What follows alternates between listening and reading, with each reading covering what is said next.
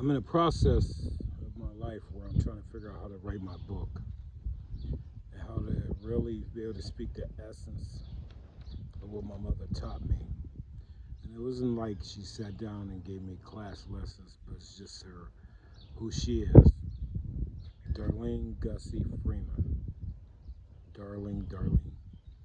Darlene, my mother. Truly a goddess. Through her trials and tribulations, I know what my mother would go through to actually take care of me. Beyond anything that a wife would do, anything beyond a mother. A mother is just part of her trials and tribulations, part of her manifestation. She became a mother at a girl's age that raised her to become a strong lady and a strong woman. My mother has always been a lady with me, expecting me to be her soldier, her warrior.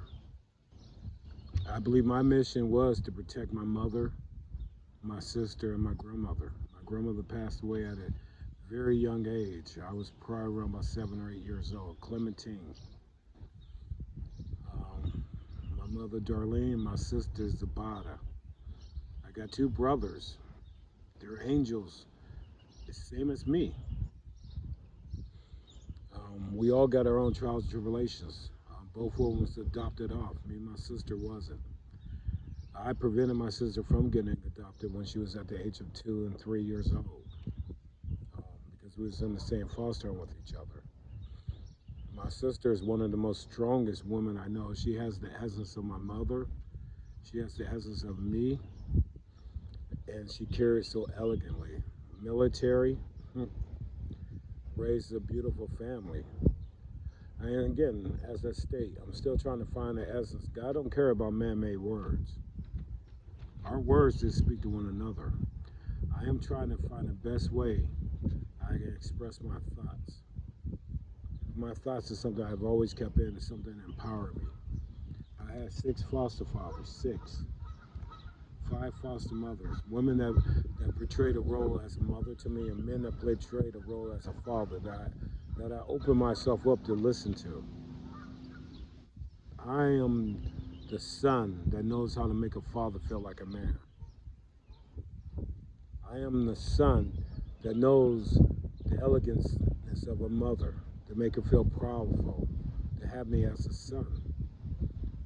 I perform that so many times, and I know it so well.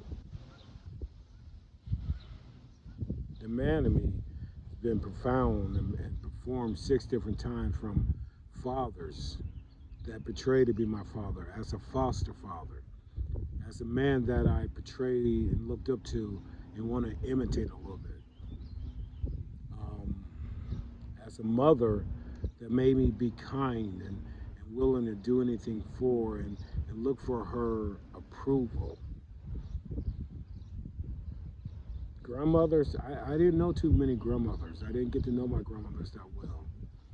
But I can only imagine that they're even more so of my mother, the women that played a role in my mother, because they are truly, a woman can only raise a woman.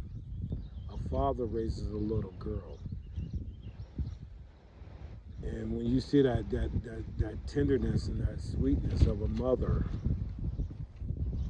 it humbles you. It makes you become a gentleman. And that toughness and that strongness, that's what a father raises in a son. He don't care about the little boy. He cares about his little boy being a man. I'm saying a lot of stuff in this because, my mother allowed me to foster relationships with other women, with other men, as a father, as a mother, when my mother and father wasn't there for me to actually be there for me. And I thank her for that. And I knew my mother, nobody ever got any love that I had from my mother. But the love I had a lot of it. And picture a child not being able to express compassion for a mother and father. That's a very strong and hardened child. A child that don't know how to release himself or let himself be. I can only imagine that type of child. I wouldn't want to be that type of child. Now, I'm not that type of child, regardless of my physical appearance. I met one of my brothers, a gentleman that's only 5 years older than me, 5 or 6 years older than me. I seen him one day, Reuben. And that man has saved me. The lessons that I learned from him, the conversations I've had from him, you know, it's part of my growth. It's part of who I am. I can mention so many different men that I look up to. We all look up to somebody. We have to. We have to find something greater than ourselves at that point in time of who we are.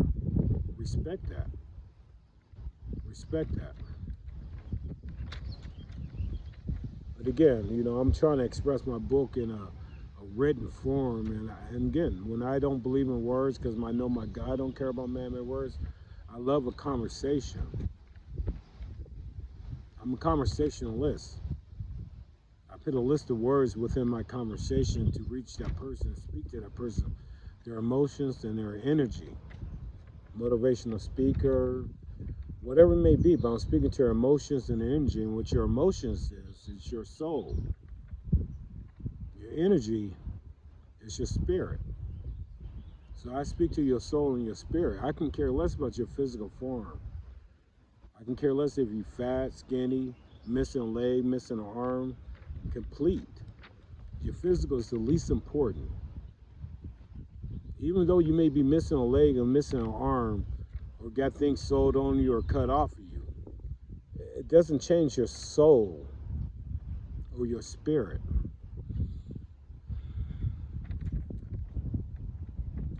And when we put so much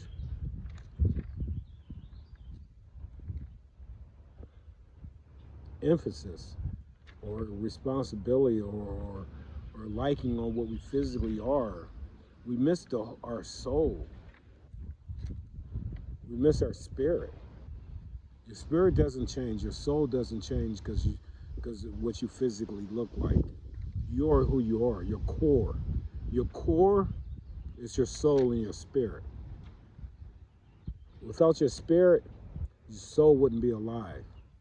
And without your soul, your body wouldn't survive. If you can miss a leg and still walk around, you can miss a arm and still survive, it didn't do nothing to your soul. Feel your soul. Feel past your physical. Feel past that. I hope that makes sense. Don't put so much emphasis on the physical perspective. God never sees that. He never sees your soul. I truly believe your soul goes to heaven's gate. Your soul is not allowed through heaven's gate. Your spirit is, as long as your soul is cleansed of the sins that it possesses inside your physical form. You can't cleanse your soul by going to a church. That priest and minister might be doing something worse than you. He can't cleanse your soul. True confession, cleansing your soul, is going back to the particular thing that you descend on. You know that. Only you and God know that. That's within your thoughts. Take the time and think about your thoughts. You think about your thoughts, confess to them. Because only you and God knows. If you take the time to think about your thoughts, then and only then you cleanse your soul and your spirit. I hope that makes sense. Again, I'm still trying to find my way to deliver my message. I love having conversations. But remember, I'm a conversationalist.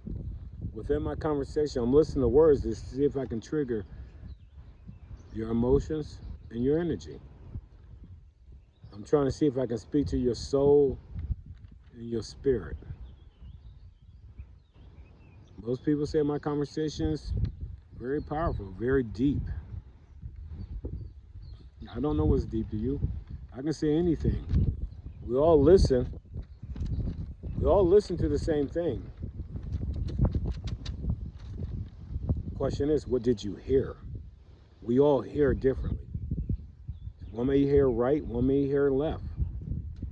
I want you to hear, tell me what you heard. Speak back to me. Have a conversation with me. Be blessed.